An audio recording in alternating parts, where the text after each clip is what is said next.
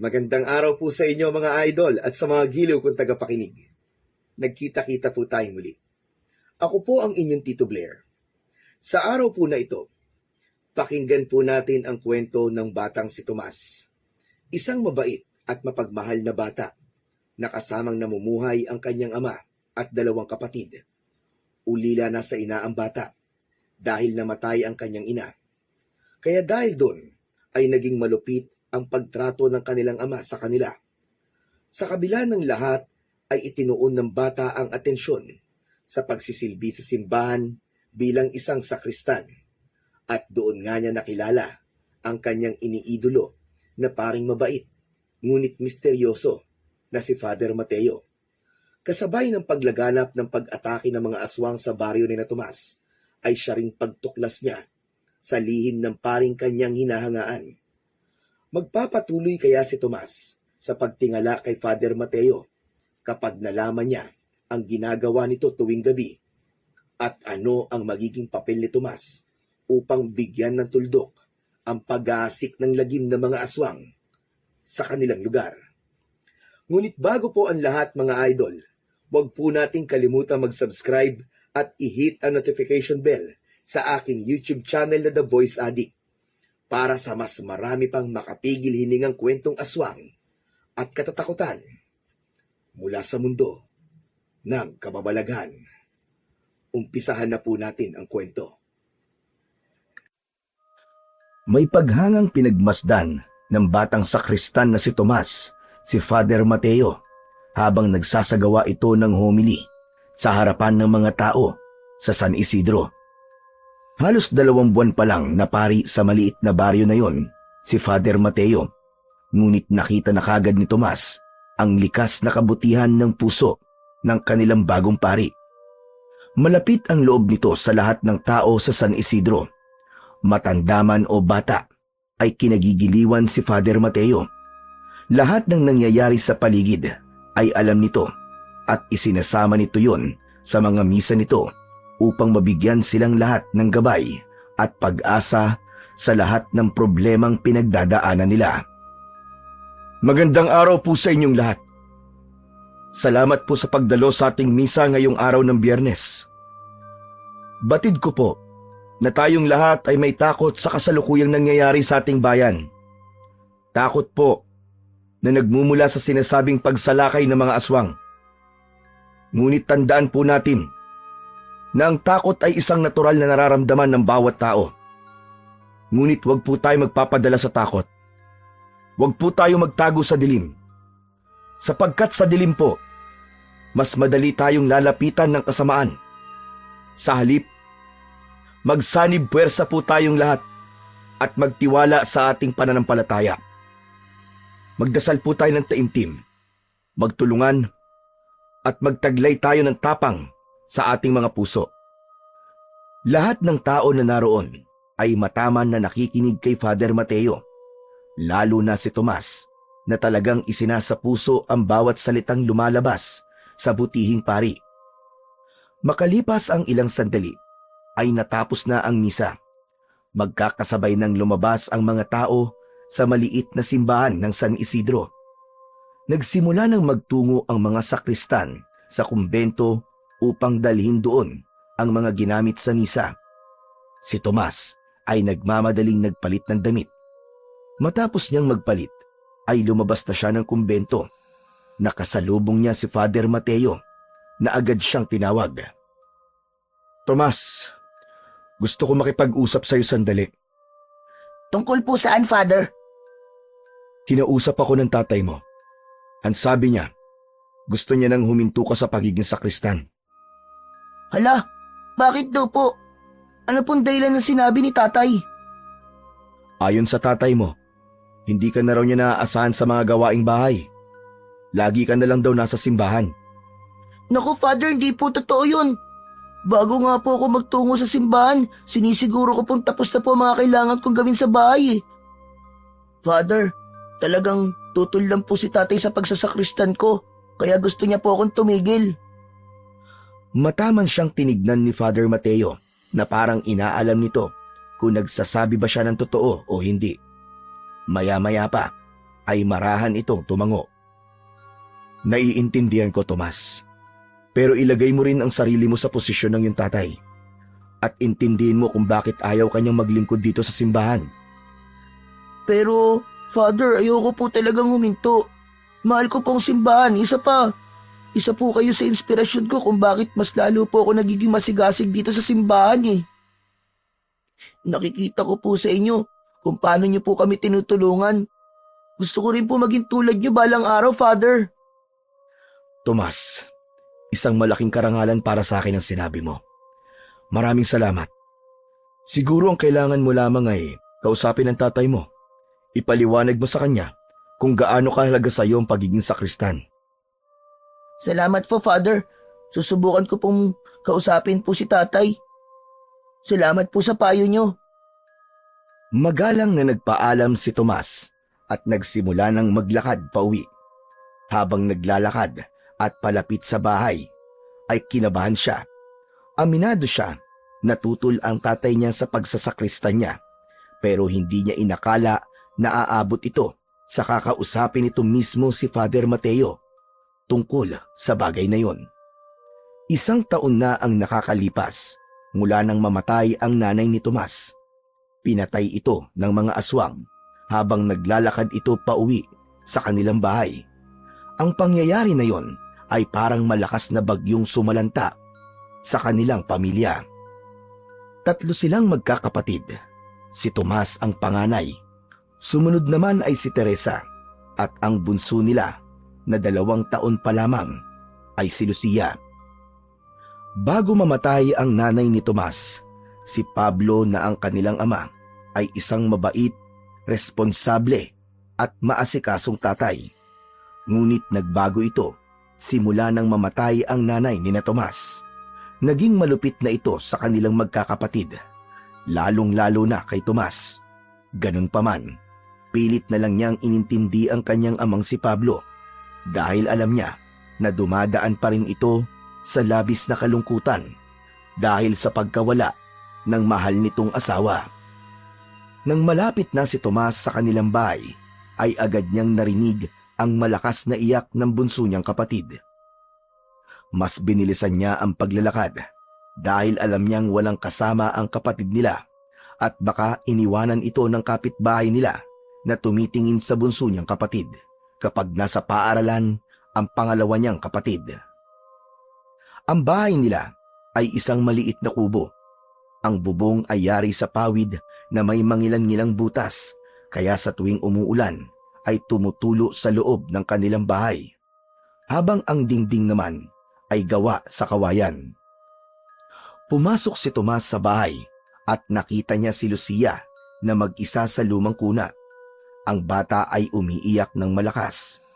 Nagmamadali niyang nilapitan ang kapatid at napagtanto niya na basa ang lampin nito, kaya agad niya yung pinalitan ng malinis na lampin.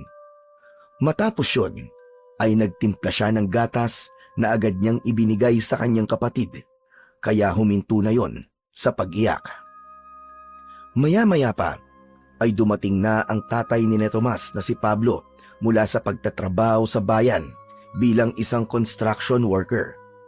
Nakakunot ang noo nito at naramdaman ni Tomas na hindi maganda ang timpla ng kanyang tatay. Bakas sa muka ang pagod na umupo si Pablo sa lumang upuan na gawa sa kawayan. Agad na lumapit si Tomas kay Pablo upang magmano. Wala pa ba si Teresa? Wala pa po, tay eh. Pero siguro po pauwi na po yun. Magsaing ka na at iprito mo tong isda. Huwag mong damihan ng asin ha, at huwag mo masyadong sunugin. Opo, tatay. Ako na pong bahala. Napansin ni Tomas na pagalit magsalita ang kanyang ama. Nais sana niyang kausapin si Pablo tungkol sa sinabi ni Father Mateo. Ngunit nagkaroon siya ng alinlangan, lalo na't tila hindi maganda ang timpla ng kanyang ama. Napagtanto niyang hindi yun ang tamang pagkakataon para kausapin ito tungkol sa bagay na yon. Habang nagpiprito ng isda si Tomas, ay dumating na mula sa paaralan ang kapatid niyang si Teresa. Matapos makapagluto, ay naghain na siya para sa kanilang hapunan. Tahimik silang lahat habang kumakain. Maya-maya pa, ang katahimikan na yon ay binasag ni Pablo. Ikaw, Tomas, kinausap ka na ba ni Father Mateo tungkol sa sinabi ko sa kanya? Opo tatay. Kinausap na po ako ni Father Mateo kanina pagkatapos po ng misa. Pero sinabi ko po sa kanya na ayaw ko pong huminto sa pagiging sakristan. Nagagawa ko naman po mga kailangan kong gawin dito sa bahay eh. Hindi ka talaga marunong makinig sa akin, no? Wala ka mapapala sa pagiging sakristan mo.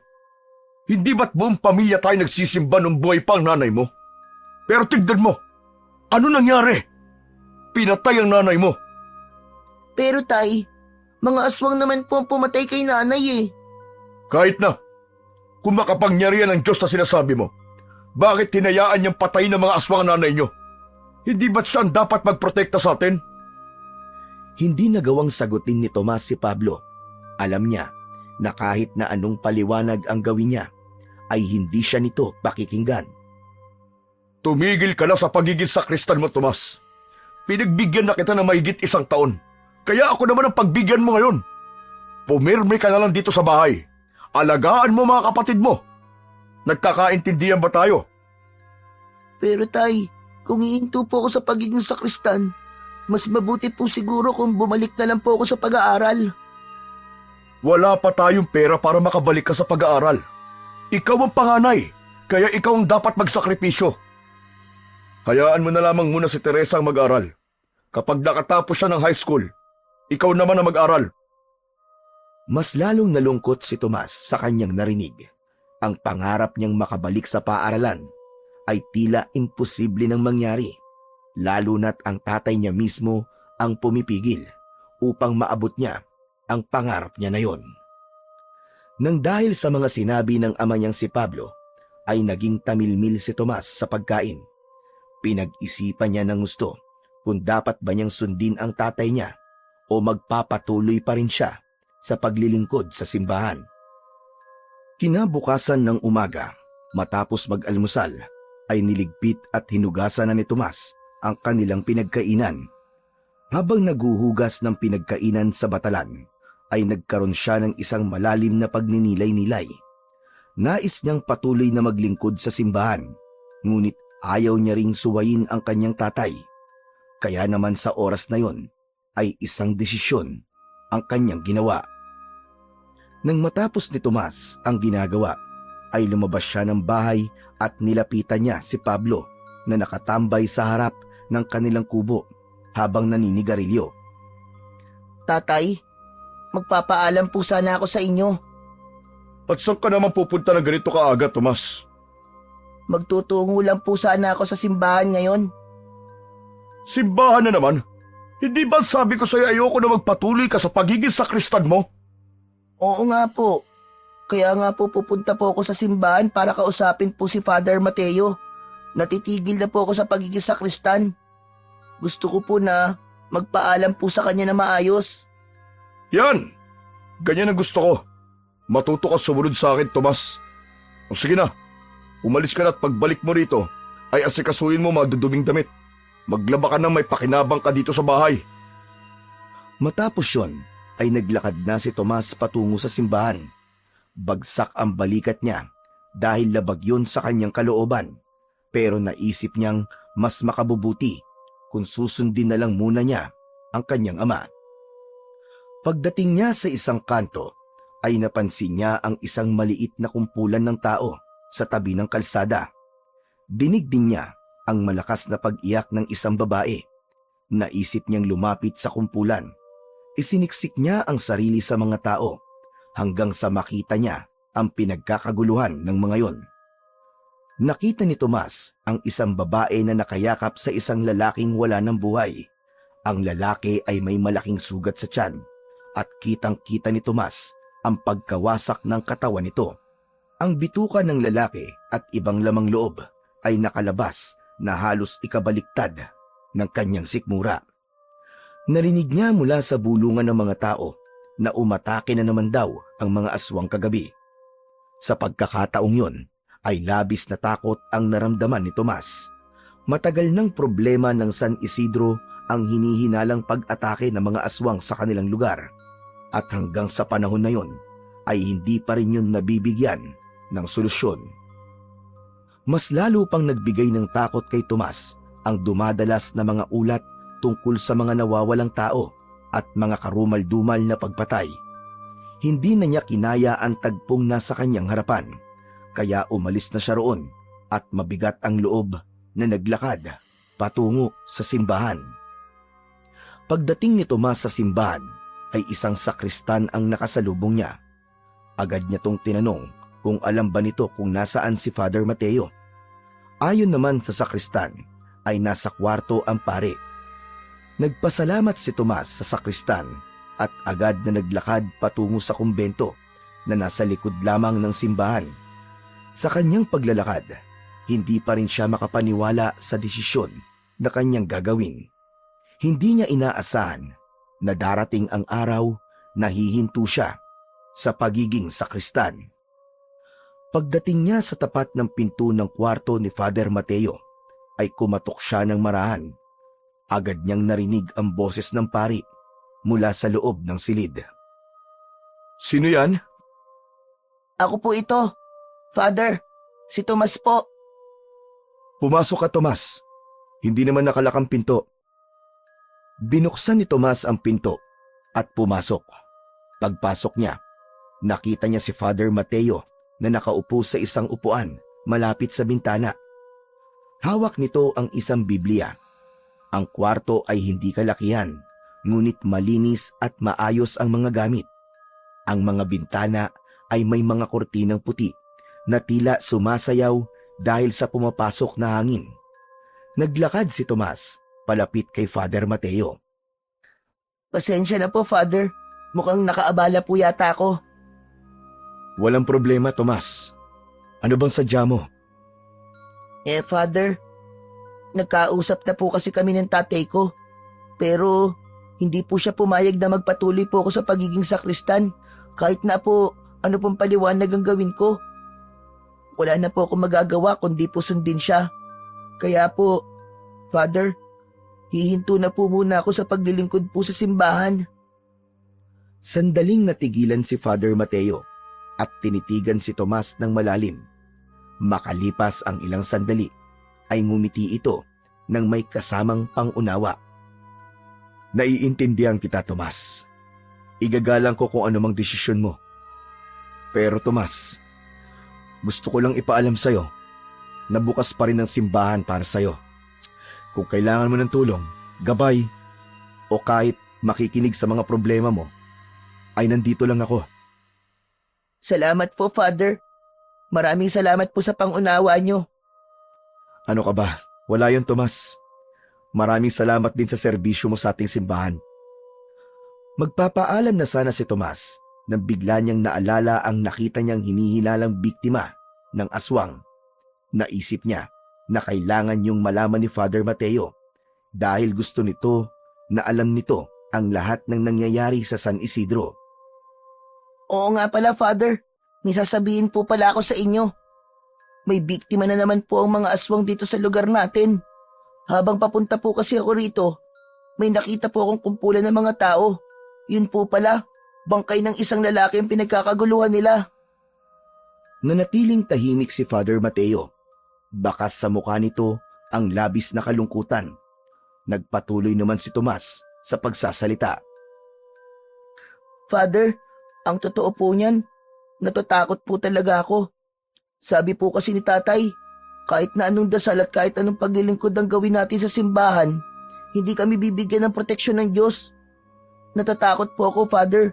Baka mangyari din po sa amin yung nangyari dun sa lalaki. Humuntong hininga si Father Mateo. Inilapag nito sa lamesa ang Biblia at tumayo. Ipinatong nito ang kamay nito sa balikat ni Tomas. Tomas, hindi totoong sinabi ng tatay mo. Hindi natutulog ang Diyos sa oras ng pangangailangan natin. Hindi niya tayo pababayaan. Alam ko, mahirap maniwala. Pero kailangan natin magtiwala sa kung ano ang plano niya sa atin. Ang pangyayaring ito, Tomas, Hindi ito ang buong larawan ng buhay na itinadhana niya para sa atin. Pero Father, ano po bang dahilan kung bakit nangyayari ang lahat ng ito sa ating lugar? Bakit po hinahayaan ng Diyos na mas dumami pong namamatay dahil sa mga aswang?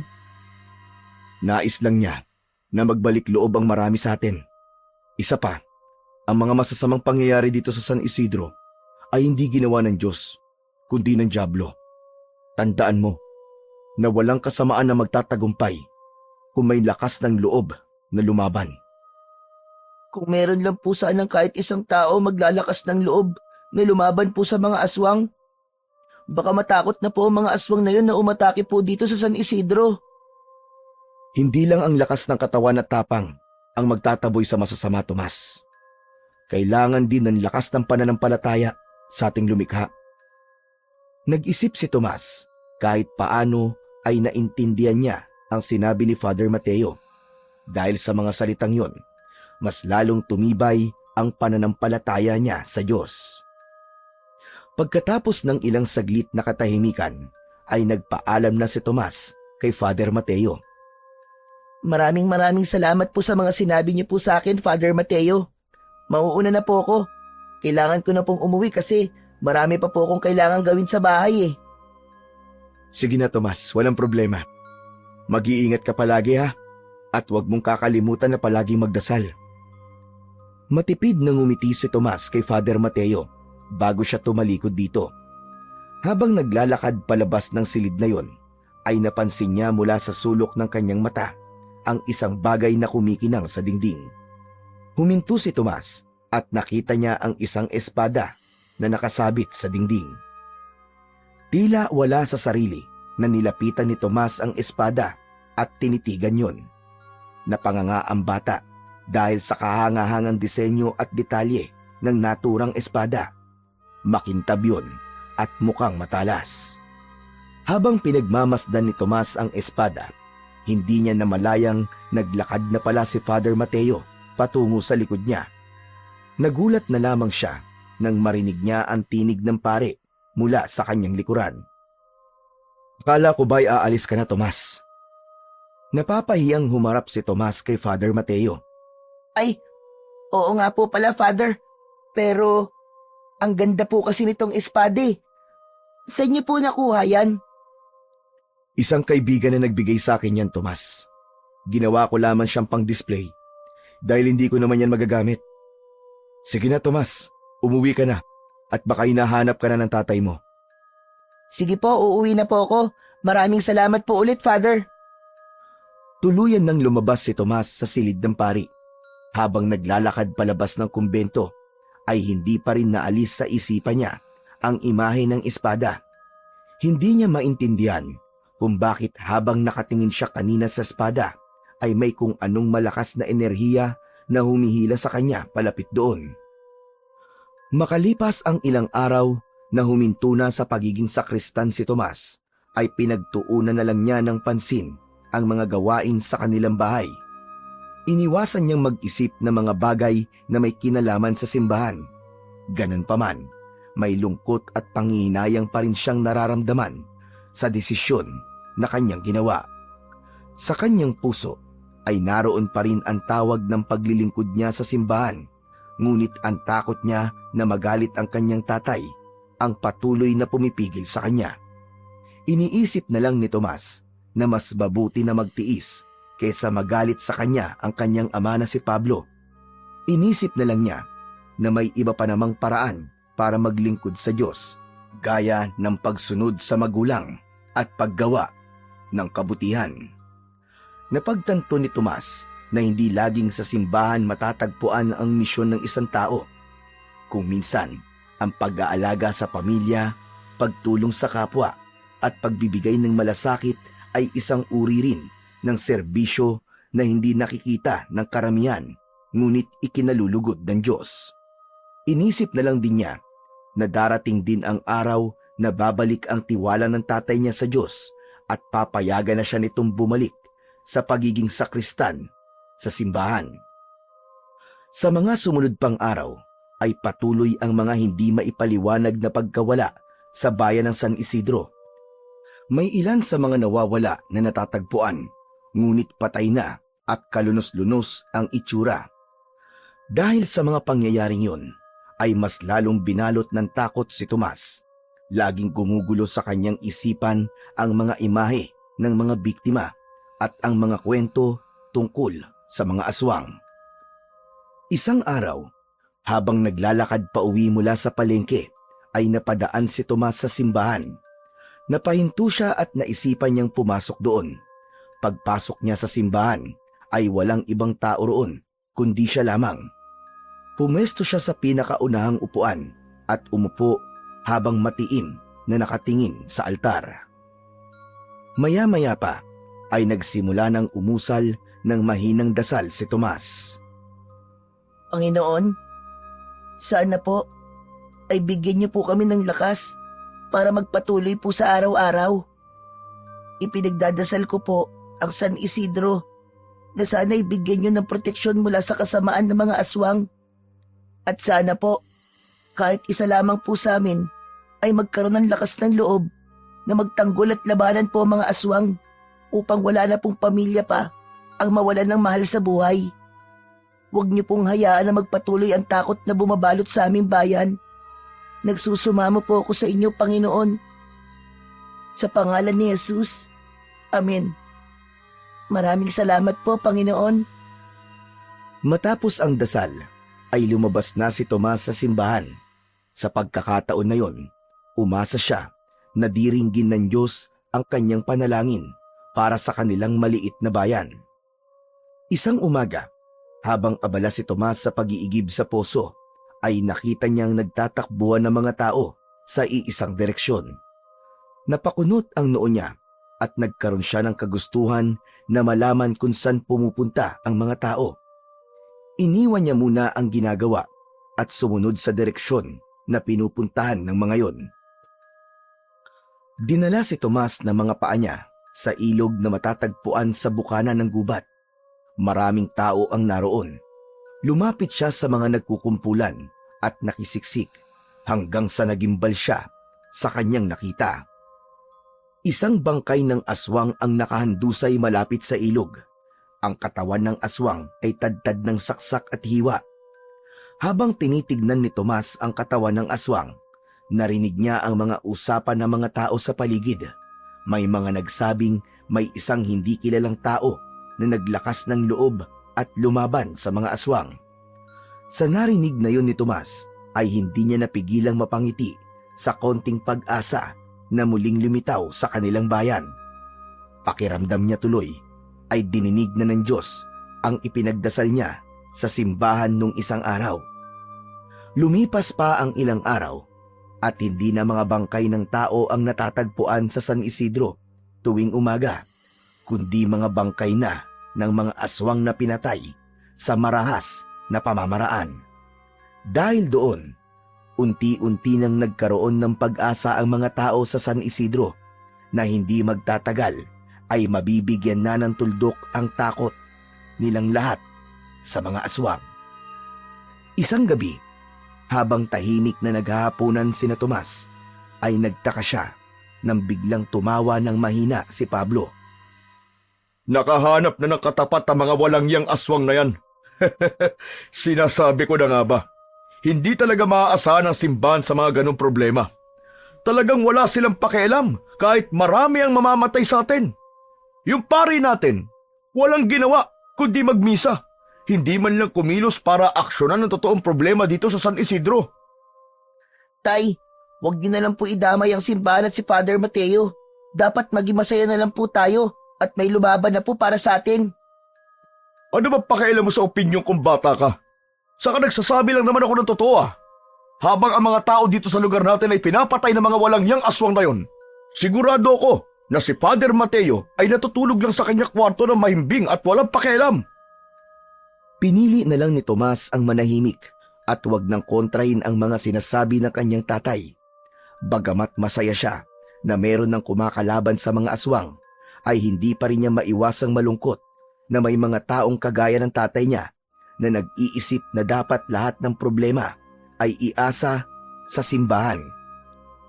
Isang umaga, Habang abala si Tomas sa pamimili sa palengke, ay narinig niya ang pag-uusap ng isang tindera at babaeng namimili tungkol sa tao na nakikipaglaban sa mga aswang sa San Isidro. Ayon sa tindera, may nakakita na raw sa taong pumapatay sa mga aswang. Isa raw yung lalaki na nakasuot ng puting damit na may mahabang manggas at itim na pantalon. Meron din daw suot na salakot ang lalaki, kaya hindi masyadong nakikita ang mukha nito. Ayon naman sa babaeng mamimili, binansagang mangangatay ang lalaki dahil tila kinakatay nito ang mga aswang. Ayon pa rito ay isang magandang espada ang gamit na sandata ng lalaki sa pagpatay sa mga aswang. Sa pagkakataon na yon, naisip ni Tomas na baka malapit nang malaman ng lahat kung sino nga ba talaga ang taong nakikipaglaban sa mga aswang sa kanilang lugar.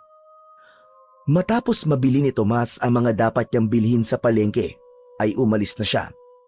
Habang naglalakad siya pauwi, ay nakasalubong niya si Father Mateo.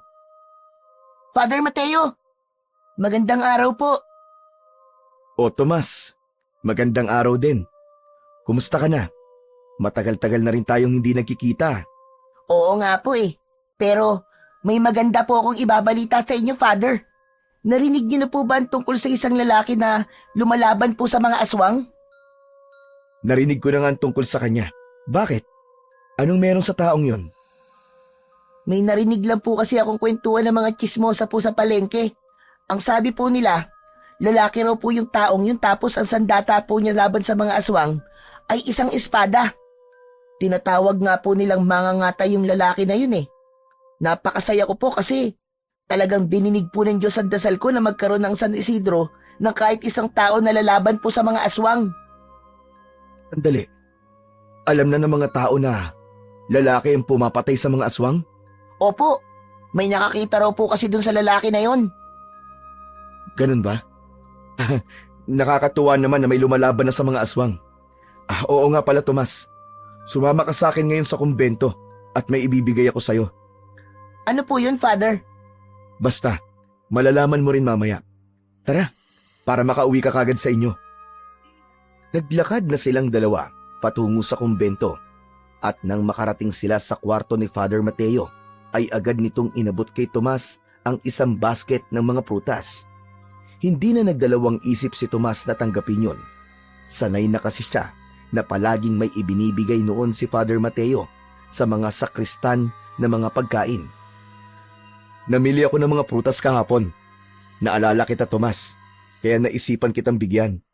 Naku, maraming salamat po, Father Mateo. Malaking tulong po ito sa amin. Sigurado po ako na matutuwa po ang mga kapatid ko sa mga prutas na ito.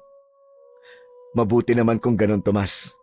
Sige na, umuwi ka na sa inyo.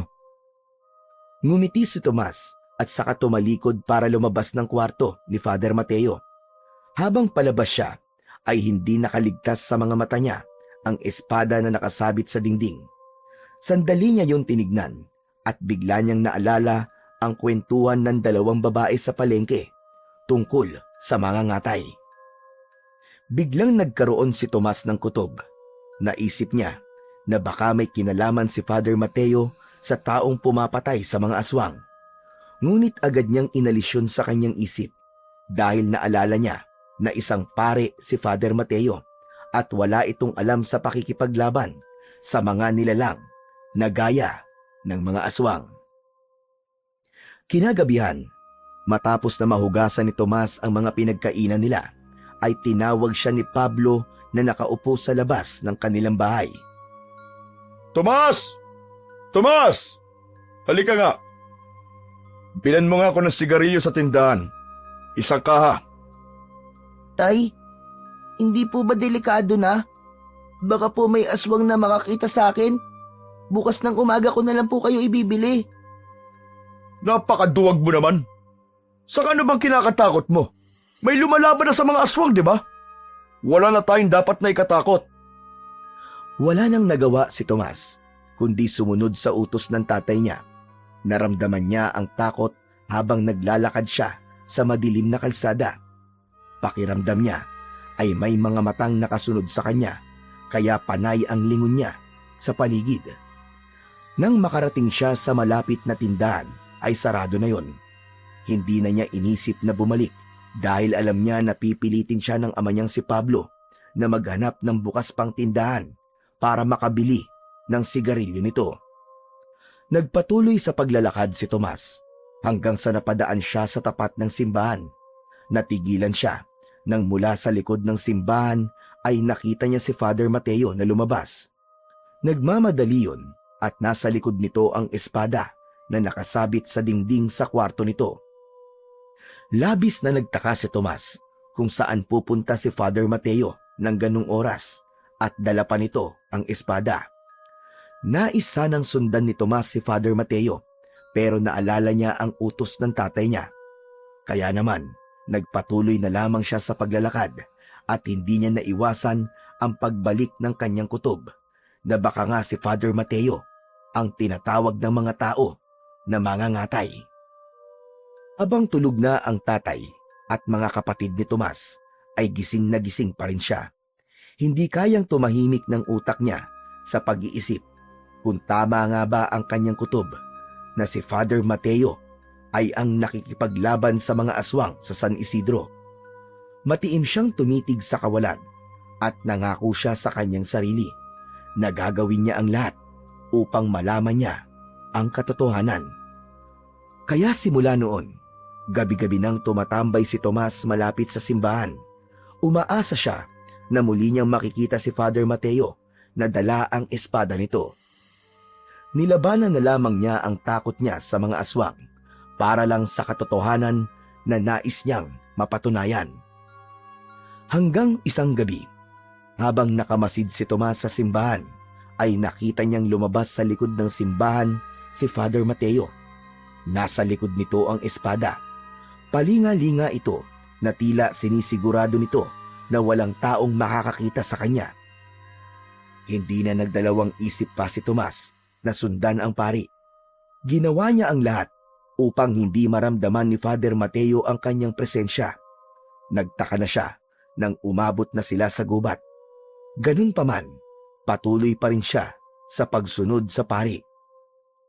Maya-maya pa ay huminto na si Father Mateo. Agad na nagtago si Tomas sa likod ng isang malaking puno. Sumilip siya roon upang makita niya kung ano ang gagawin ng pari. Luminga si Father Mateo sa paligid bago nito hinugot ang isang pala na nakatago sa mga dahon. Matapos yon, ay nagsimula na itong maghukay sa lupa. Maya-maya pa ay hinugot ng pari ang isang kahon sa hinukay nito. Binuksan nito ang kahon at inilabas nito mula roon ang isang puting damit na may mahabang manggas, isang itim na pantalon at isang salakot. Mabilis na isinuot ng pari ang mga yon at doon na napatunayan ni Tomas na tama nga ang kanyang hinala. Si Father Mateo at ang mangangatay ay talagang iisa. Habang nakatago si Tomas sa likod ng puno, ay may biglang pumatak na malagkit na likido sa kanyang ulo. Hinapa niya yon gamit ang kanyang kamay at agad niya yung inamoy. Napangiwi siya dahil tila bulok na bagang ang amoy ng likido. Marahang tumingala si Tomas at ang kanyang buong katawan ay nanginig sa takot nang makita niya ang isang aswang sa itaas ng puno. Malakas na napasigaw si Tomas sa labis na takot. Nang tumalon ng aswang, ay mabilis na tumakbo si Tomas patungo sa direksyon ni Father Mateo. Agad namang napalingon ang pari at nang makita nito ang aswang na nasa likod ni Tomas, ay malakas nitong kinuha ang espada sa likod at inihampas yun sa hangin. Mabilis na tumakbo ang pari patungo sa aswang at walang pag-aalinlangan nitong sinaksak sa tiyan ang halimaw. Isang nakakakilabot na sigaw ang kumawala sa lalamunan ng aswang. Nang hugutin ni Father Mateo ang espada, ay bigla itong inatake ng aswang. Mabilis na nailaga ng pari ang matutulis na kuko ng aswang at muli nitong sinaksak ng espada ang aswang sa likod. Matapos yun, ay walang buhay na bumagsak ang aswang sa lupa. Hindi makapaniwala si Tomas sa kanyang nasaksihan. Lalapitan na sana niya si Father Mateo pero tumalikod ito at nagsimulang maglakad palayo. Father Mateo, sandali lang po. Nagkakamali ka. Hindi yan ang pangalan ko. Mabilis na lumapit si Tomas sa pari. Father, kanina pa po kita sinusundan. Nakita ko po ang lahat ng ginawa niya mula sa simbahan hanggang dito po sa gubat. Huwag na po kayo magsinungaling. Hindi po ba? Ang sabi niyo sa akin noon masama po magsinungaling. Sa pagkakataon na yon, ay marahan nang humarap si Father Mateo kay Tomas. Inalis nito ang suot na salakot at diretsong tumingin sa bata. Sabi ko na nga ikaw ang mangangatay, Father. Ang astig niyo po talaga. Hindi mo dapat ito nalaman, Tomas. Walang dapat makaalam ng sekreto ko na ito. Mangako ka sa akin. Wala kang pagsasabihan kahit na sino na ako ang mangangatay. Pero bakit po? Sigurado po ako na mas marami pa ang hahanga sa inyo kapag nalaman po nila na kayo po ang nagtatanggol dito sa San Isidro laban po sa mga aswang. Hindi ganyan ang mangyayari. Dahil isa akong pare, Tomas. Ang paglilingkod ko sa Diyos ay nakatuon sa simbahan at sa mga tao. Hindi saklaw ng aking tungkulin ang pakikipaglaban sa mga aswang. Kahit aswang pa ang pinapatay ko, pagpatay pa rin yun. Marami ang magsasabi na mali ang ginagawa ko at may mga tao na manghuhusga sa akin. Sandaling natahimik si Tomas at sa maikling sandali ay nakuha niya ang punto ni Father Mateo. Naiintindihan ko po kayo, Father. Huwag po kayo mag-alala. Hindi ko po sasabihin sa kahit na kanino na kayo po ang mangangatay. Salamat, Tomas. Alam ko na mapagkakatiwalaan kita. Pero sa ngayon, umuwi ka na sa inyo. Kung may mga nais ka pang malaman, ay magkita na lang tayo sa kumbento bukas ng tanghali. Pero, bakit ako lang po ang uuwi, Father? Kayo po. Hindi pa ba kayo babalik sa simbahan? Hindi pa. May kailangan pa akong gawin, Tomas. Ang kagubatan na ito ay pugad ng mga aswang. Dito sila nagtatago. Ang misyon ko ay ubusin ang mga aswang upang bumalik ang katahimikan sa San Isidro. Father, gusto ko po sumama sa inyo. Gusto ko po makita kung paano po kayo nakikipaglaban sa mga aswang. Hindi maaari, Tomas. Hindi ito isang pelikula na panonoorin mo. Masyado ito mapanganib para sa kagaya mong bata. Isa pa, hindi ako makakapag-concentrate sa pakikipaglaban kung sasama kita dahil iisipin pa kita, Tomas. Kaya mas makabubuting umuwi ka na. Wala nang nagawa si Tomas kundi sundin ang utos ni Father Mateo. Malungkot man siya na hindi niya masasaksihan ang pakikipaglaban nito sa mga aswang, ay sapat na sa kanyang nalaman na tama nga ang kanyang kutob. Naglakad na si Tomas palabas ng gubat. Napagtanto niya na maswerte ang San Isidro na meron silang kagaya ni Father Mateo dahil hindi lang ito basta isang pari kundi isa rin itong mangangatay ng mga aswang at higit sa lahat, isa itong tagapagtanggol ng mga tao laban sa mga kampon ng kadiliman. Habang papalapit na si Tomas sa kanilang kubo, ay napansin niya ang isang aninong mabilis na dumaan sa gilid ng kanilang bahay. Agad yung nawala at hindi niya na alam kung saan nagpunta. Bumilis ang tibok ng puso ni Tomas at hindi niya maiwasang makaramdam ng takot. Pakiramdam niya ay binuhusan siya ng malamig na tubig nang marinig niya ang malakas na pagsigaw ng kanyang ama na si Pablo mula sa loob ng kanilang bahay. Lumayo ka sa mga anak ko, demonyo ka! Tulong! Tulungan niyo kami, mga kapitbahay! Tulong! Mabilis na tumakbo si Tomas nang narinig niya ang sigaw na yun ng kanyang tatay. Pagpasok niya sa kanilang kubo, ay nagulantang siya sa senaryong sumalubong sa kanya. Nakahandusay sa sahig si Pablo. May isang aswang na nasa ibabaw nito at paulit-ulit na kinakagat at kinakalmot si Pablo. Duguan na ang tatay niya at halos nangihina na. Sa isang sulok ay naroon naman ang dalawa niyang kapatid na takot at malakas na umiiyak. Sandaling natigilan si Tomas, ngunit agad siyang nag-isip ng paraan upang iligtas ang kanyang ama. Nahagip ng mga mata niya ang itak na nakasabit sa dingding at walang pagdadalawang isip niya yung kinuha. Inalis niya ang takot na meron siya at malalaki ang mga hakbang na lumapit siya sa aswang. Buong puwersa niya yung tinaga sa batok. Pinakawalan nito ang tatay niya at humarap sa kanya. Iwinasiwas naman ni Tomas ang itak sa aswang. Sige, lumapit ka! Akala mo natatakot ako sa'yo! Lapit! Lumapit ka! Tila nag-aalangan ang aswang na atakihin si Pablo hanggang sa mabilis itong tumakas sa nakabukas na bintana. Nang wala na ang aswang, ay agad na dinaluhan ni Tomas ang kanyang ama. Nakita niya kung gaano karami at kalalim ang mga sugat nito. Tatay! Tatay, wag po kayong bibitiw! Hihingi po ako ng tulong! Sandali lang po! Hindi na nagawang sumagot ni Pablo. Tuluyan na itong pumikit, kaya hindi na napigilan ni Tomas ang umiyak ng sandaling yon. Ganun pa man, hindi siya nawalan ng pag-asa na maililigtas pa niya ang kanyang ama. Tumakbo siya palabas ng kubo. Isa-isa niyang kinatok ang pinto ng mga kapitbahay nila upang humingi ng tulong para madala kagad sa ospital ang kanyang ama. Nang sandaling yon, takot na si Tomas na baka mawala na sa kanila ang tatay nila. Matagumpay na nadala si Pablo sa ospital sa tulong ng mga kapitbahay ni Tomas. Agad itong naagapan ng mga doktor at nailayo na ito sa bingit ng kamatayan. Nabuhayan ng loob si Tomas nang sabihin ng doktor na kailangan na lang nilang hintayin na magising si Pablo. Isang umaga, nagbabantay si Tomas sa kanyang tatay habang nakaratay ito sa ospital. Dahil sa magdamag na pagbabantay, ay nakatulog na siya habang nakasubsob ang muka sa gilid ng higaan. Nagising si Tomas nang maramdaman niyang gumalaw ang kanyang ama. Nagliwanag ang mukha niya nang makitang gising na ang kanyang ama. Tay! Tay! Salamat po sa Diyos at nagkamalay na po kayo! Nasaan tayo? Anong lugar ito? Nasa ospital po tayo, Tay. Buti na lang po, tinulungan tayo ng mga kapitbahay natin para madala po kayo kaagad dito. Matalim ang mga matang napatingin si Pablo kay Tomas.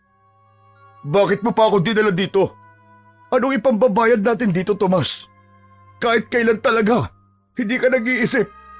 Hinayaan mo na lang sana ako mamatay. Tay, wag naman po sana kayo magsalita ng ganyan. Hindi ko po kayang mawala po kayo. Hindi ko po iniisip ang tungkol sa pambayad, Tay. Basta ang gusto ko lang po ay makita kayong buhay. Hindi napigilan ni Tomas ang unti-unting pagpatak ng mga luha niya. Huwag po kayong mag-alala, Tay. Ako na pong bahala kung paano po natin mababayaran ang mga bills natin dito. Huwag na po kayo mag-isip ng kung ano-ano. Ang mahalaga po ay buhay kayo. Hindi na nagsalita pa si Pablo at inilayo nito ang tingin kay Tomas. Sandaling nagpaalam si Tomas sa tatay niya upang tumawag ng doktor. Habang palabas ng silid na yon, ay panay ang punas niya sa sariling luha. Napakasaya niya dahil buhay pa rin ang tatay nila. Sa kabila ng hindi magandang pagtrato nito sa kanya, kahit kailan ay hindi niya ginusto na mawala ito sa kanila. Mahal na mahal niya ang kanyang ama. Mula sa ospital ay umuwi muna si Tomas sa bahay nila upang ikuha ng damit ang kanyang tatay. Nais din niyang tignan ang kalagayan ng mga kapatid niya. Alam niya na takot pa rin ang mga yon dahil ang mga ito ang unang nakasaksi sa nangyaring pag-atake ng aswang sa tatay nila. Habang binabaybay niya ang daan patungo sa kanilang kubo, ay inisip niya kung paano nila mababayaran ang hospital bill ng tatay niya. Pagpasok niya sa loob ng bahay, ay wala roon ang kanyang mga kapatid. Pumunta siya sa kapitbahay nila at nakita niya roon ang mga kapatid niya na ligtas naman. Bumalik si Tomas sa bahay nila at kumuha ng ilang damit ni Pablo. Habang ginagawa niya yon, ay may narinig siyang pagkatok sa pinto. Huminto muna siya upang buksan ang pinto. Nagulat si Tomas nang bumungad sa kanya si Father Mateo. Father Mateo, kayo po pala. Ano pong ginagawa niyo rito, Father? Maaari ba akong pumasok, Tomas? Sige po, tuloy po kayo. Pumasok ang pari at pinaupo ito ni Tomas. Tomas, narinig ko ang nangyari sa tatay mo. Kumusta na siya ngayon? Ayos na po ang lagay niya, Father. Nakaligtas po siya. Salamat po sa Diyos. Mabuti naman kung ganon. Ikaw, kumusta ka, Tomas? Biglang natigilan si Tomas sa tanong na yon. Sumikip ang dibdib niya nang mapagtanto niya na sa mura niyang edad ay kailangan niyang pasanin ang lahat ng problema na meron ang kanyang pamilya. Hindi na niya napigilan ang mapaiyak ng sandaling yon. Father, ang totoo po niyan. Hindi ko po alam kung paano ko po makakayanan ng lahat ng ito. Opo, masaya po ako na nakaligtas po ang tatay ko. Pero, paano ko po mababayaran ng mga gastusin po sa ospital? Huwag mo nang isipin ang mga bagay na yan, Tomas. Hindi ka nag-iisa. Hayaan mo, tutulungan kita. Mangangalap ako ng donasyon upang makalikom tayo ng pera. Talaga po, Father? Oo, kaya huwag ka nang umiyak. Sigurado ako na maraming tutulong sa inyo. Naku, maraming salamat po talaga, Father Mateo. Talaga pong napakabuti po ng puso nyo. Sa gitna ng pasasalamat ni Tomas, ay niyakap niya si Father Mateo. Matapos ang yakap na yon, ay bahagyang kumalma si Tomas at napansin niya na mas naging seryoso ang muka ng pari. Tomas, gusto ko rin sanang humingi ng tawad sa'yo. Hindi ko kayo natulungan nang salakayin kayo ng mga aswang sa bahay niyo ng gabing yon. Wala akong nagawa para protektahan kayo. Wala po kayong dapat na ihingi ng tawad sa akin, Father. Naiintindihan ko po. Alam ko po na hindi nyo kayang bantayan ng lahat ng tao rito sa San Isidro. Lalo na't mag-isa lang naman po kayo. Salamat sa pangunawa mo. Pero, ano ba nangyari ng gabing yun? Paano kayo nakaligtas sa aswang? Nung nakita ko po yung aswang na inaatake si tatay, hindi na po ako nag-isip. Agad ko po siyang tinaga gamit ang itak. Ang nasa isip ko lang po nun, ay ang mailigtas si tatay at ang mga kapatid ko. Yun po, sa awa naman po ng Diyos, naitaboy ko po yung aswang. Nakakamangha ang tapang na ipinamalas mo, Tomas. Ipinapakita mo na sa oras ng panganib ay kaya mong ilagay sa peligro ang iyong sarili. Tila nahihiyang ngumiti si Tomas, ngunit agad na nawala ang ngiting yon nang isang ideya ang biglang pumasok sa kanyang isip. Father, ano po kaya kung magtulungan po tayo? Anong ibig mong sabihin, Tomas? Kung dalawa po tayong tutugi sa mga aswang, baka magiging malakas po tayo. Baka mas mabilis nating mauubos sa mga aswang dito sa San Isidro. Hindi, Tomas. Hindi maaari ang sinasabi mo. Masyado ka pang bata. Hindi mo pa kayang gawin ang ginagawa ko. At isa pa, hindi ko hahayaan na mapahamak ka. Hayaan mo na lang ako ang gumawa ng mga pag-ubos sa mga aswang na yon. Pero Father, huwag mo nang ipilit ang gusto mo, Tomas. Makinig ka na lang sa akin. Dahil para rin sa kaligtasan mo, ang hindi ko pagpayag na sumama ka sa akin sa misyon ko dito sa San Isidro. Natahimik si Tomas sa sinabi ni Father Mateo. Marahan na lang siyang tumango kahit ang totoo ay iniisip niya na ipakita sa pari na kaya niya itong tulungan sa pakikipaglaban sa mga aswang. Hindi nagtagal ay nagpaalam na si Father Mateo at umalis na ito. Makalipas ang ilang araw, nakalabas na si Pablo ng ospital sa tulong ng donasyon na nalikom ni Father Mateo. Laking pasasalamat ni Tomas sa lahat ng tumulong sa kanila. Labis din siyang natuwa dahil hindi na nila kailangan na mangutang para mabayaran ang mga gastusin sa ospital. Ang natirang pera naman ay itinabi niya para may magamit sila sa mga darating na araw. Alam niyang hindi pa kagad makakabalik sa trabaho ang tatay nila, kaya kailangan nilang maghigpit ng sinturon. Isang araw, galing sa palengke si Tomas. Pauwi na siya sa bahay nila habang may dalang mga gulay at bigas. Nang makarating siya sa kanilang kubo, ay natigilan siya nang may nakita siyang isang bagay na nakapatong sa upuan na hindi niya inaasahan. Ang kanyang sotana. Nakita niyang pumasok si Pablo, kaya agad siyang nagtanong. Tay, bakit po nandito ang sotana ko? Pumunta ako sa kumbento kanina habang nasa palengke ka at kinausap ko si Father Mateo. Sinabi ko sa kanya na pwede ka na magbalik bilang sakristan. Nagpasalamat din ako kay Father Mateo dahil siyang gumawa ng paraan para matulungan tayo sa ospital. Ano po? Totoo po ba sinasabi niyo, Tay? Paig na po kayong magsakristan ako ulit? Oo, Tomas, pumapayag na ako. Pasasalamat ko na rin ito dahil iniligtas mo ang buhay ko. Hindi makapaniwala si Tomas sa mga sinabi ng kanyang tatay. Kusang umagos ang mga luha niya dahil sa labis na kasiyahan. Tay, maraming salamat po. Napakasaya ko po kasi hindi ko po inakala na darating ang araw na papayagan niyo po ko ulit na maging sakristan sa simbahan. At gusto ko ring humingi ng tawad sa iyo, anak. Dahil simula na mawala ang nanay niyo, aminado ako na hindi na naging maayos ang pagtrato ko sa inyo magkakapatid. Nang muntik na ako mamatay, naisip ko na ayoko mawala, na hindi niyo ulit mararamdaman ang pagiging tatay ko. Patawarin niyo ako, Tomas. Naramdaman ni Tomas ang sinseridad ng kanyang ama sa mga sinabi nito. Hindi niya na napigilan ang sarili na yakapin ito ng mahigpit habang patuloy ang pagpatak ng kanyang mga luha. Masasabi niya na isa ang araw na yon sa pinakamasayang araw ng kanyang buhay. Matapos ang masayang pag-uusap ni na Tomas at ng tatay niya, ay nagmadaling nagtungo si Tomas sa simbahan. Hindi na siya makapaghintay na makaharap uli si Father Mateo upang magpasalamat na muli siya nitong tinanggap sa pagiging sakristan. Nang makarating siya sa simbahan, ay agad niyang hinanap si Father Mateo. Nakita niya ito sa gilid ng simbahan. Nagpapakain ito ng mga isda sa isang maliit na fountain na naroon. Masiglang tinawag ni Tomas ang pari at may malaking ngiti na lumapit siya rito. Alam ko kung bakit ka narito, Tomas. At alam ko rin kung bakit ka masaya. Salamat po, Father. Makakabalik na po ako sa simbahan bilang sakristan. Ang pagbabalik mo sa simbahan ay isang patunay na lahat ng nangyayari sa buhay natin, maganda man o masama, ay may dahilan. Lahat ay may layunin.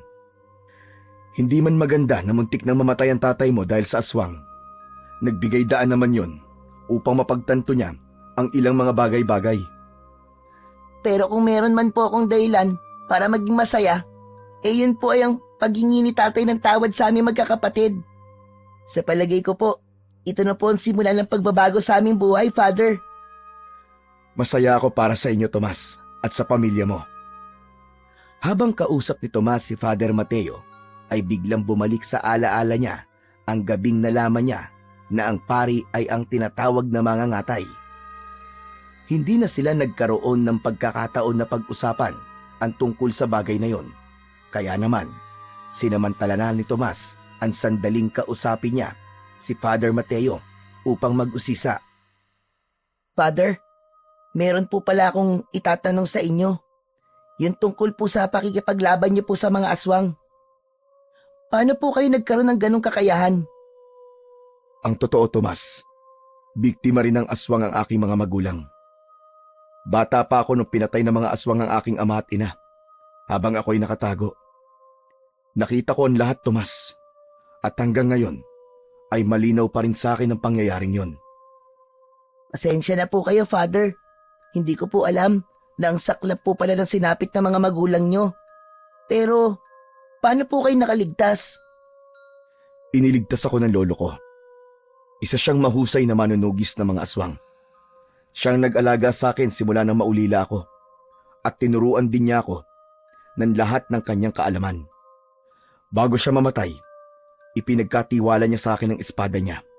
Ang espada na ginagamit niya upang ipagtanggol ang mga tao mula sa mga aswang noon, na siyang ginamit ko naman ngayon. Sinabi niya sa akin na kung darating man ang panahon, gamitin ko ang espada upang ipagtanggol ang mga tao laban sa mga aswang. Kaya na magsimulang umatake ang mga aswang dito sa San Isidro, naisip kong tuparin ang hiling ng lolo ko. Matamang nakinig si Tomas sa pagkikwento ni Father Mateo. Hindi niya inakala na masyadong masalimuot pala ang nakaraan nito.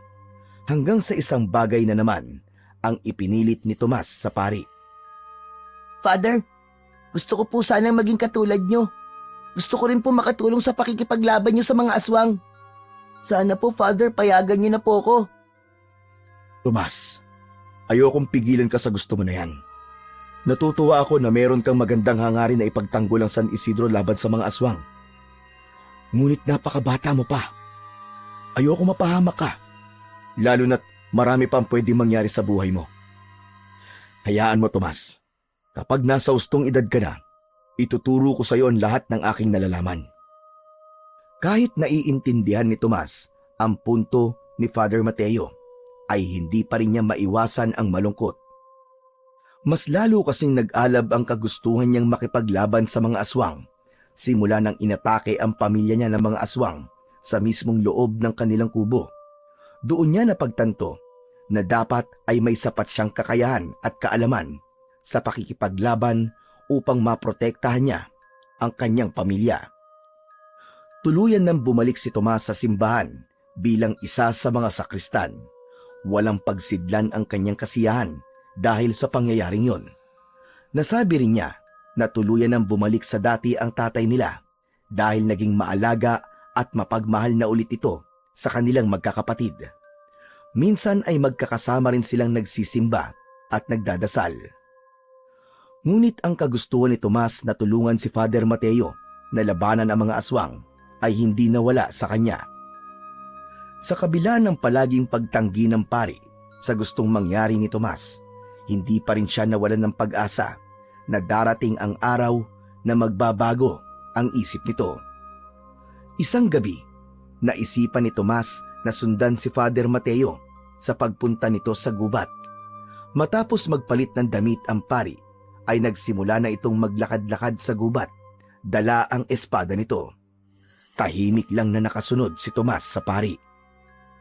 Makalipas lamang ang ilang sandali, huminto si Father Mateo at luminga sa paligid.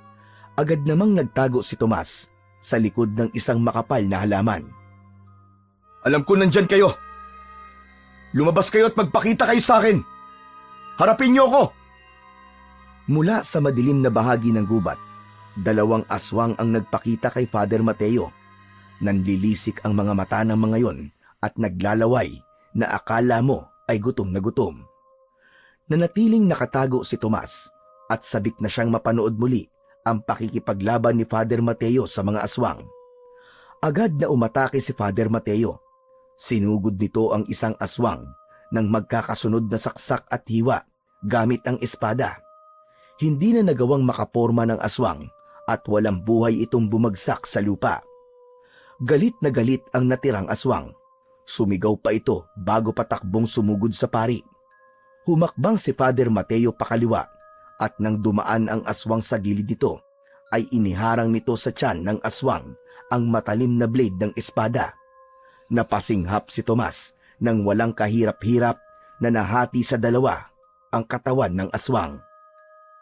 Matapos mapatay ang dalawang aswang, ay tumingin si Father Mateo sa paligid na para bang siniguro nito na walang ibang tao sa paligid.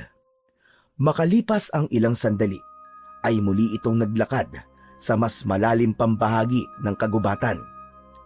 Hindi na sinundan pa ni Tomas si Father Mateo dahil natakot na siyang makita nito. Para sa kanya ay sapat na ang kanyang nasaksihan para mapatunayan niya na talagang mahusay pumatay ng aswang ang pari. Dahil doon, mas lalong sumidhi ang kagustuhan ni Tomas na maging kagaya ng hinahangaan niyang pari. Isang araw ng linggo, matapos ang misa, ay niligpit na ni Tomas at ng iba pang sakristan ang mga ginamit ni Father Mateo sa misa. Magaan ang pakiramdam ni Tomas dahil matagal niya na ring hindi yun nagagawa. Matapos nilang magligpit, ay nagpalit na ng damit si Tomas. Paalis na sana siya nang makita niya si Father Mateo sa may tabi ng pintuan na may kausap na isang matandang lalaki na sa unang tingin ay alam niya na isa ring pari. Napatingin si Father Mateo sa kanya at ngumiti ito ng matamis. Kumaway kay Tomas ang pari at sumenyas na lumapit siya. Tomas, Halika muna rito. Agad na lumapit si Tomas kina Father Mateo. Bakit po, Father? Tomas, gusto kong ipakilala sa iyo si Father Marcus. Siya ang naghikayat sa akin noon na magpari at siyang naging gabay ko noong nasa seminaryo pa lamang ako. Bakit po siya nandito? Papalitan na po ba niya kayo? Hindi, Tomas.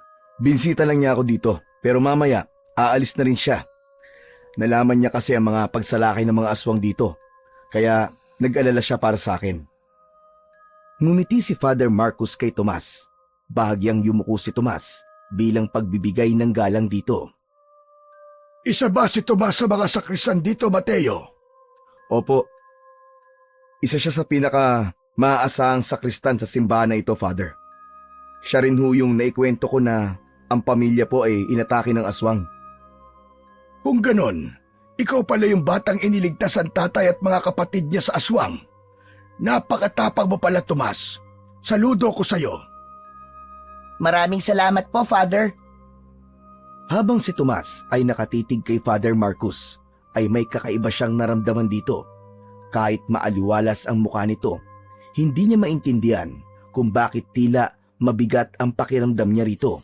Ngunit inisip na lang niya na baka kaya siya may ganong pakiramdam ay dahil hindi pa niya ito gaanong kakilala. Kinagabihan, naging mailap ang antok kay Tomas. Patuloy niyang iniisip ang pagiging mangangatay ni Father Mateo at kung paano niya ito mapapapayag na tulungan niya itong makipaglaban sa mga aswang. Hanggang sa isang bagay ang naisip ni Tomas. Tahimik siyang tumayo upang hindi magising ang tatay at mga kapatid niya. Kinuha niya ang itak na nakasabit sa dingding at marahan siyang lumabas ng kanilang kubo.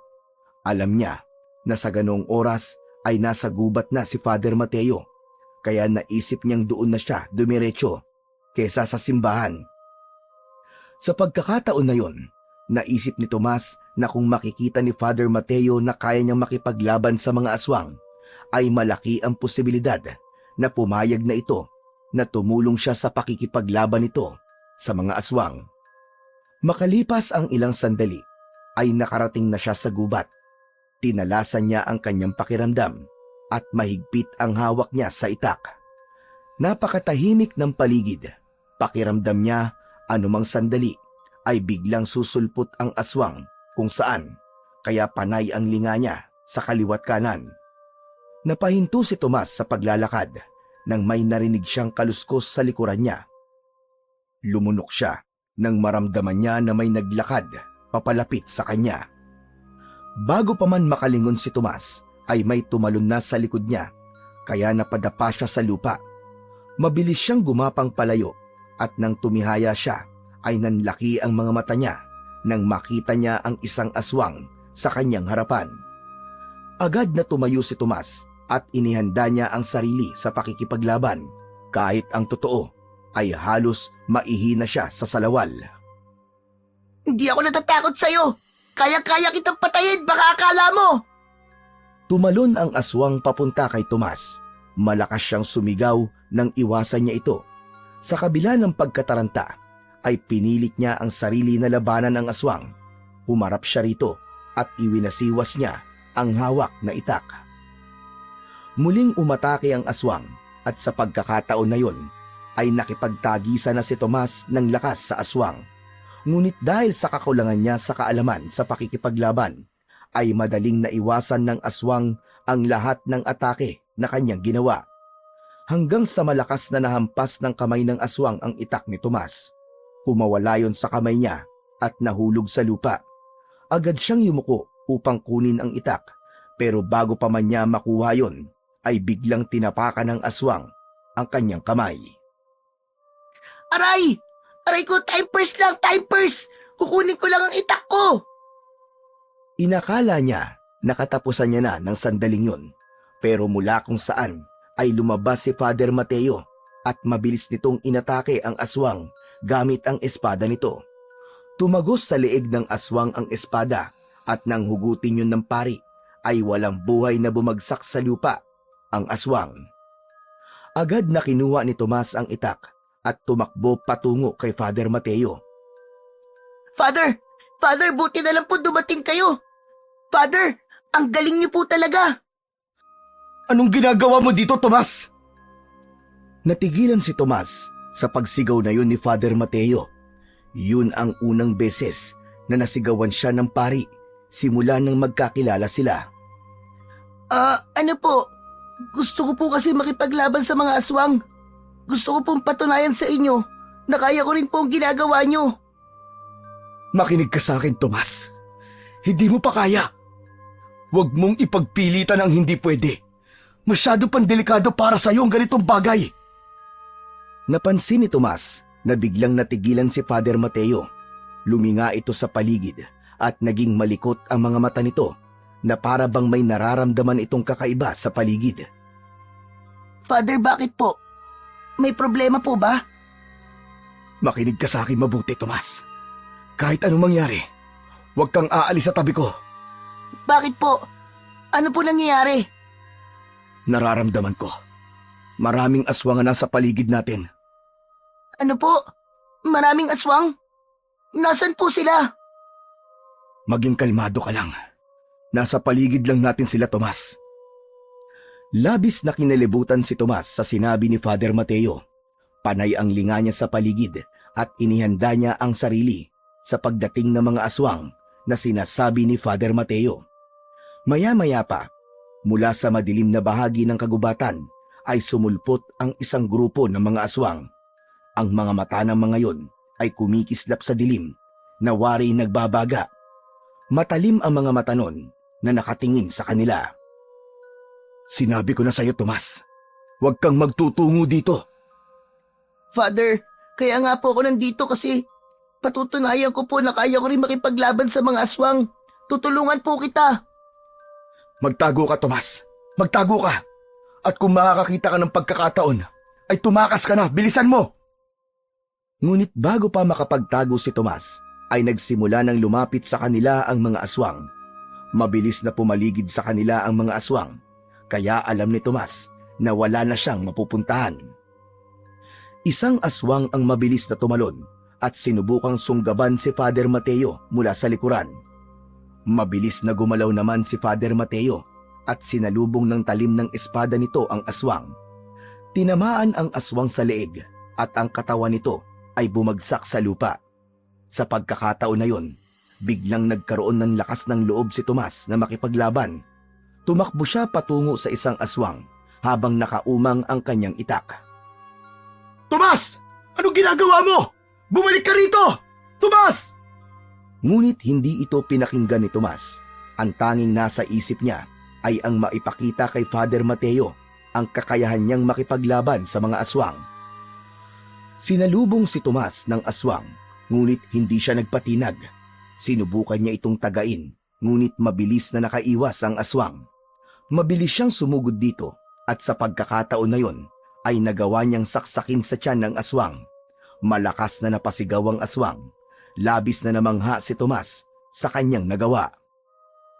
Mabilis niyang hinugot ang itak at isinaksak niya ulit ang itak, ngunit sa pagkakataon na yon ay pinuntirya niya ang tapat ng puso ng aswang. Napatalon sa labis na kasiyahan si Tomas nang bumagsak ang aswang. Yes! Father! Nakita niyo ba yun? Napatay ko siya! Napatay ko ang aswang! Ang galing ko, Father! Ang galing ko! Sa pagkakataon na yon, si Tomas na ang pinuntirya ng mga aswang. Kaya naman, mabilis na lumapit sa kanya si Father Mateo upang protektahan siya. Magkakasabay ng sumugod ang mga aswang, kaya mas naging mabilis ang paggalaw ng pari. Habang si Tomas naman ay pilit na sinabayan ang bilis ni Father Mateo. Bawat hampas at saksak ni Father Mateo gamit ang espada nito ay may mga aswang na sumisigaw ng dahil sa sakit o hindi naman kaya ay bumabagsak sa lupa. Si Tomas naman ay mas nagkaroon ng lakas ng loob dahil sa tapang na ipinapakita ni Father Mateo. Pakiramdam niya ay nahawaan siya ng lakas at tapang na meron ang pari. Makalipas ang ilang sandali, huminto na ang dalawa sa pag-atake nang wala nang natirang buhay sa grupo ng mga aswang. Lahat ng aswang ay wala ng buhay na nakahandusay sa lupa at puno ng sugat sa katawan. Kapwa hinihingal sina Tomas at Father Mateo, ngunit hindi nawala ang malaking ngiti sa labi ni Tomas. Ang galing natin, Father. Natalo natin sila. Sabi ko naman sa iyo kaya ko rin makipaglaban sa mga aswang na yan. Tomas, ito na ang una't huling beses na makikipaglaban ka sa mga aswang. Nagkakaintindihan ba tayo? Po? Pero nakita niyo naman po na kaya ko, di ba? Ni hindi nga po ako nasugatan o nagalusan man lang. Makinig ka na lang sa akin. Hindi ito larong pambata. Hindi sa lahat ng pagkakataon ay panalo tayo, Tomas. At ayokong hintayin na masaktan o mapahamak ka nang dahil sa pinayagang kitang tulungan ako makipaglaban sa mga aswang. Pero, Father, Tama na, Tomas. Ang mabuti pa ay umuwi na tayo. At mangako ka sa akin na kahit kailan ay hindi mo na ako susundan ulit dito sa gubat. Nagkakaintindihan ba tayo, Tomas? Hindi nakasagot si Tomas dahil tutol siya sa nais mangyari ni Father Mateo. Para sa kanya, ipinakita naman niyang kaya niyang makipaglaban, kaya nagtataka na siya kung bakit ayaw pa rin itong pumayag sa gusto niya. Tomas, mangako ka sa akin. Para rin to sa kaligtasan mo. Opo, Father. Nangangako po ako na hindi ko na po kayo susundan dito sa gubat. Pasensya na po kayo sa pagsuway ko. Mabuti kung ganun. Aasahan kung tutupad ka sa pangako mong yan sa akin. Tara na, umuwi na tayo. Masyado nang malalim ang gabi. Habang naglalakad sila palabas ng kagubatan, naramdaman ni Tomas ang bigat ng mga salita ni Father Mateo.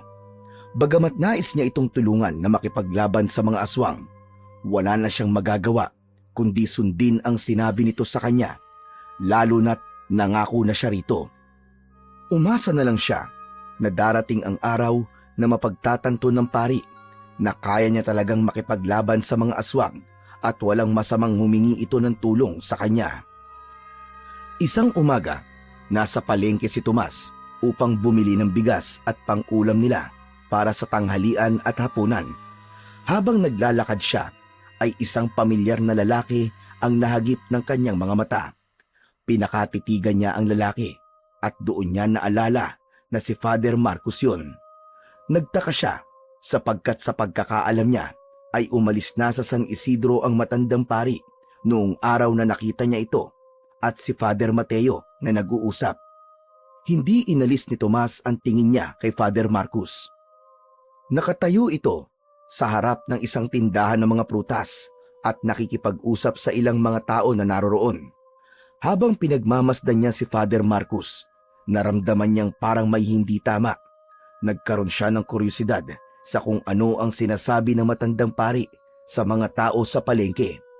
Kaya pasimpleng lumapit si Tomas kay Father Marcos upang marinig niya ang sinasabi nito. Pumesto siya sa distansya na hindi siya nito mapapansin, ngunit maririnig niya ito. Napakunot ang noo ni Tomas nang malaman niya na tinatanong ni Father Marcos kung kilala ng mga tao na naroroon ang totoong pagkakakilanlan ng mga ngatay. Ngunit kahit isa ay walang nakasagot sa tanong ng matandang pari. Unti-unti na siyang lumayo bago pa siya mapansin ni Father Marcos. Habang ipinagpapatuloy naman ni Tomas ang pamimili, ay patuloy din siyang nagtataka sa intensyon ni Father Marcos kung bakit nito gustong malaman kung sino ang taong nasa likod ng mga ngatay. Isang umaga, tahimik na naglalagay si Tomas ng sariwang bulaklak sa altar ng simbahan. Habang abala siya sa ginagawa, ay nakarinig siya ng yabag ng sapatos sa kanyang likuran. Nang lingunin niya, ay nakita niya si Father Mateo na papalapit sa kanya. Tomas, maaari ba na pagkatapos mo dyan, ay ilabas mo na mga basura? May darating kasi na mangungulekta mamaya. Sige po, Father. Maraming salamat sa iyo, Tomas. Tatalikod na sana si Father Mateo para umalis nang mabilis itong tinawag ni Tomas. Napahinto naman ng pari at muling tumingin kay Tomas. Bakit yun, Tomas? Father, may gusto lang po akong sabihin at itanong sa inyo. Kung ang sasabihin mo, Tomas, ay tungkol pa rin sa kagustuhan mo makipaglaban sa aswang, ay wag mo nang ituloy. Hindi na magbabagong desisyon ko. Hindi po. Hindi po tungkol doon na sasabihin ko, Father. Kahit labag po sa kalooban ko, tanggap ko na po ang desisyon nyo. Gusto ko lang po sanang itanong kung nakaalis na ba si Father Marcos dito sa San Isidro. Wala na si Father Marcos dito sa San Isidro. Pero bumalik siya kahapon at kinausap niya ako. Bakit mo pala tinanong, Tomas? Kasi po, nakita ko po siya sa palengke kahapon. Nagtatanong po siya sa mga tao tungkol po sa katauhan ng mga ngatay. Pero kung nagpunta po pala siya dito sa inyo kahapon, malamang matapos niya po magtungo sa palengke ay sa inyo naman po siya nagpunta. Tama ka, Tomas. At tinanong din niya ako kung kilala ko ba kung sino ang mga ngatay. Wala nga po nakasagot sa kanya sa palengke kung sino po mga ngatay. Kasi tayo lang po nakakaalam kung sino yon. Hindi po ba, Father? Sa ngayon, hindi na lang tayong dalawang nakakaalam, Tomas. Ha? Ano pong ibig niyong sabihin? Dahil inamin ko na rin kay Father Marcos ang totoo. Alam na niya na ako nakikipaglaban sa mga aswang dito sa San Isidro. Pero Father, hindi kaya delikado kung may iba pang nakakaalam ng bagay na yon maliban sa ating dalawa? Wala kang dapat ikabahala, Tomas. Mapagkakatiwalaan ko si Father Marcos. Sa katunayan, sobrang natuwa pa nga siya sa ginagawa ko. Suportado niya ako sa pagpatay ko sa mga aswang upang tuluyan na maibalik ang kapayapaan dito sa San Isidro. Hindi na nakapagsalita si Tomas. Sa kabila ng tiwala ni Father Mateo kay Father Marcos, ay tila may duda pa rin siya kay Father Marcos. Hindi niya maunawaan ang kanyang sarili kung bakit hindi niya kayang pagkatiwalaan ang matandang pare na kaibigan ni Father Mateo. Kinagabihan, matapos maghapunan ni Tomas, ay agad niyang iniligpit ang kanilang pinagkainan at hinugasan yon sa may batalan. Habang nasa gitna ng paghuhugas ng pinggan, ay biglang natigilan si Tomas nang isang hindi maipaliwanag na kaba ang dumapo sa kanyang dibdib.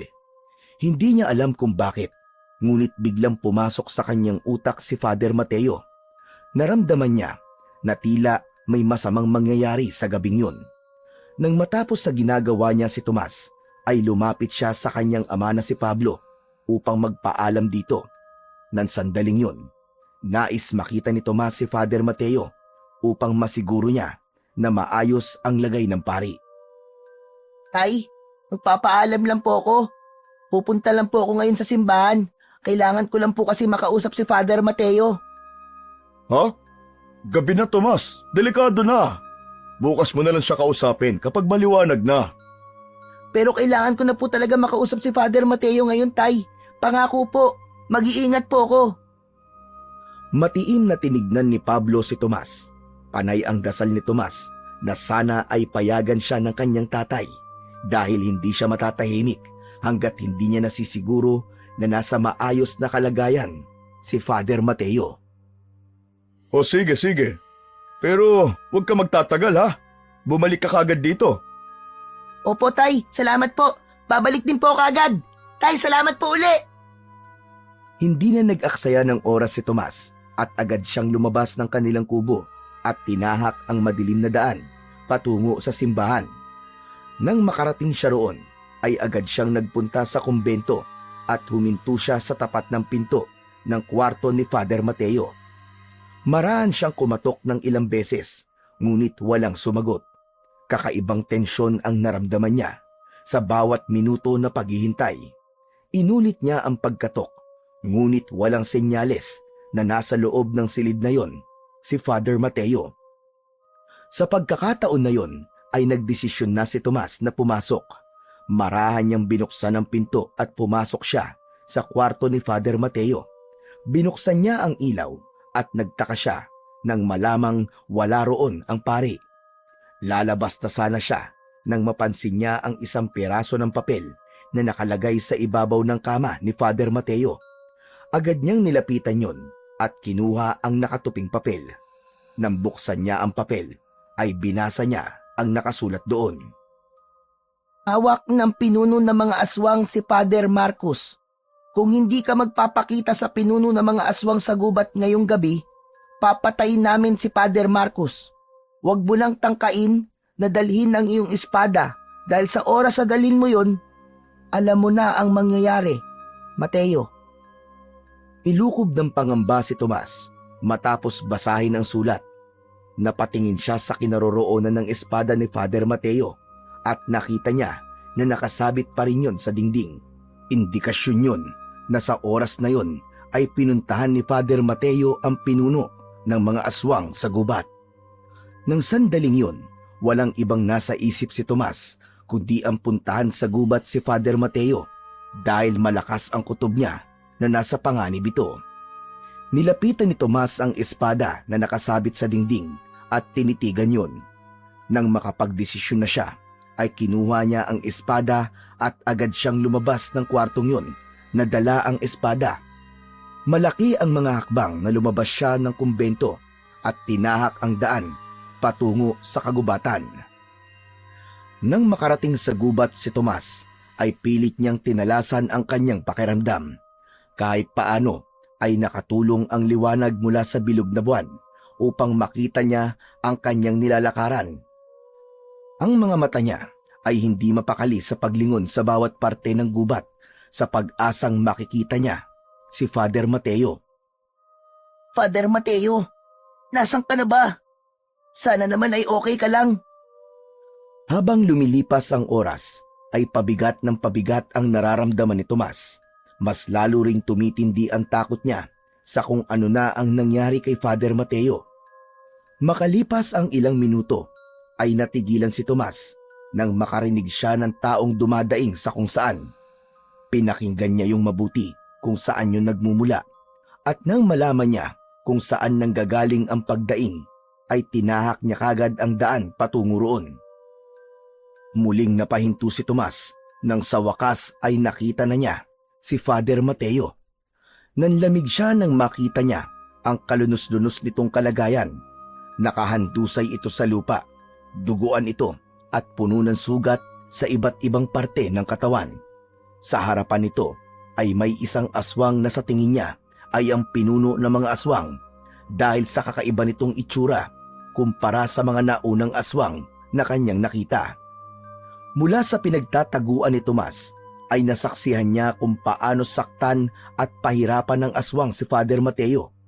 Paulit-ulit na kinakalmot, sinusuntok at sinisipa ng aswang ang kaawa-awang pari. Durug na durug ang puso ni Tomas dahil wala siyang magawa upang tulungan si Father Mateo. Yan ba ang tinatawag nila mangangatay? Wala kang kalaban-laban sa akin, Mateo. Ang nararapat sa iyo ay pahirapan muna bago patayin. Dahil sa pagkatay at pagpatay mo sa mga alagad ko. Kung nagmisa ka na lang at hindi nakialam sa pagsalakay ng aking mga alagad sa lugar na ito, wala ka ngayon sa sitwasyon na yan. Ikaw na mismo ang nagukay ng sarili mong libingan. Pinikit na lamang ni Tomas ang kanyang mga mata upang hindi na makita ang gagawin ng aswang kay Father Mateo. Ngunit ang tunog ng pananakit ng aswang kay Father Mateo at ang pagdaing ni Father Mateo ay nagsusumiksik sa kanyang mga tenga. Muli niyang ibinukas ang kanyang mga mata at sa pagkakataon na yon ay nagdesisyon siya na kailangan na niyang kumilos bago pa mahuli ang lahat. Mas lalong humigpit ang pagkakahawak ni Tomas sa espada ni Father Mateo.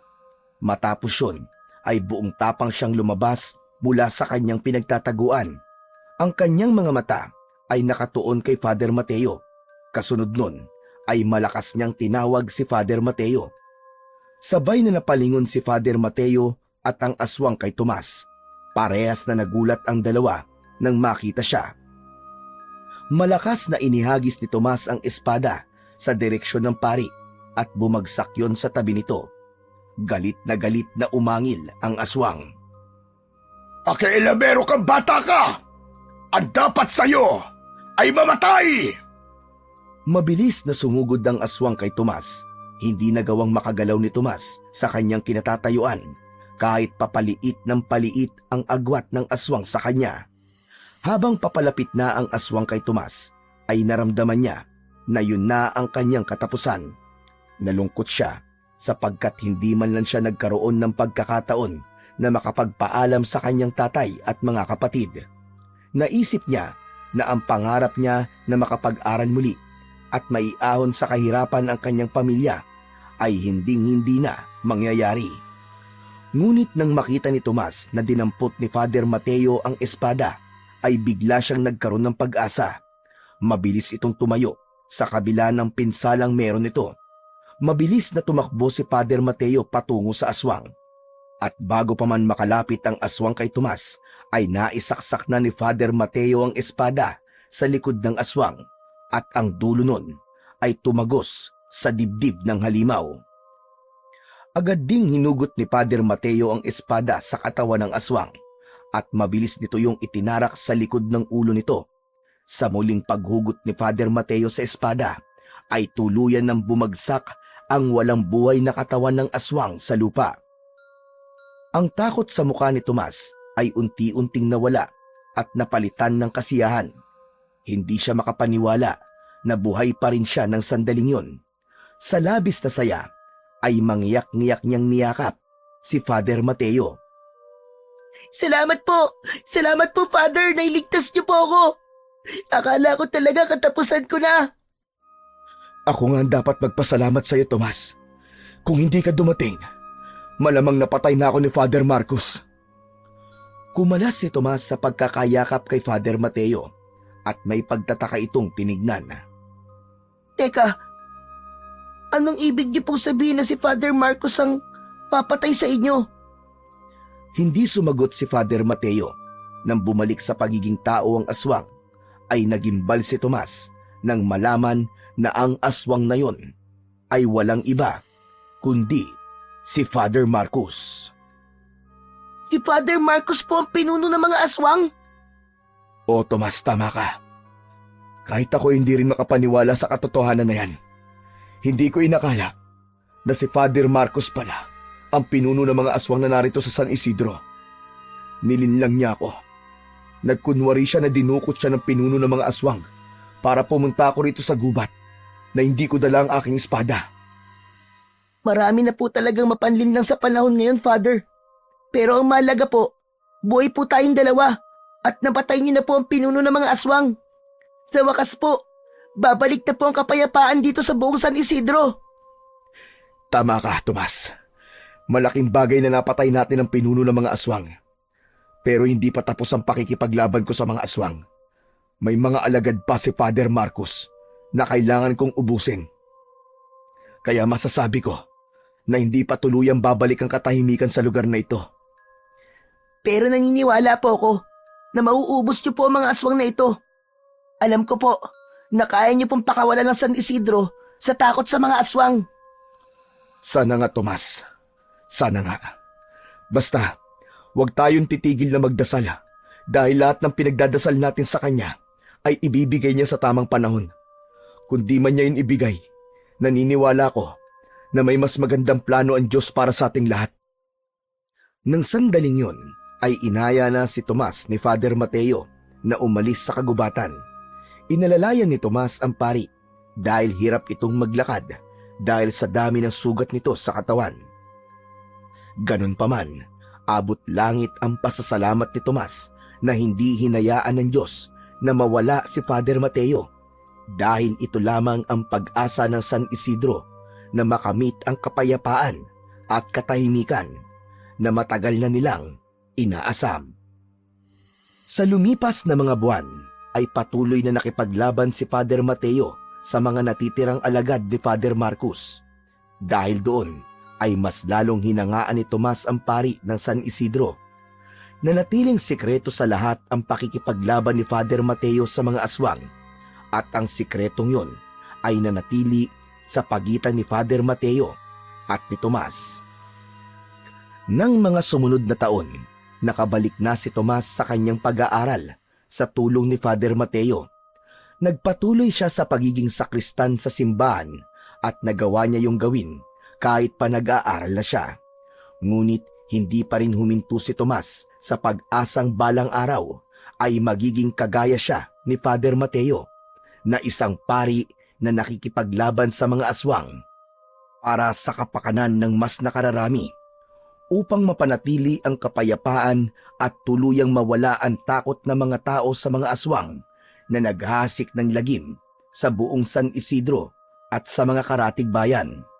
Dahil naniniwala ang pari na kahit kailan ay hinding-hindi magwawagi ang kasamaan laban sa kabutihan.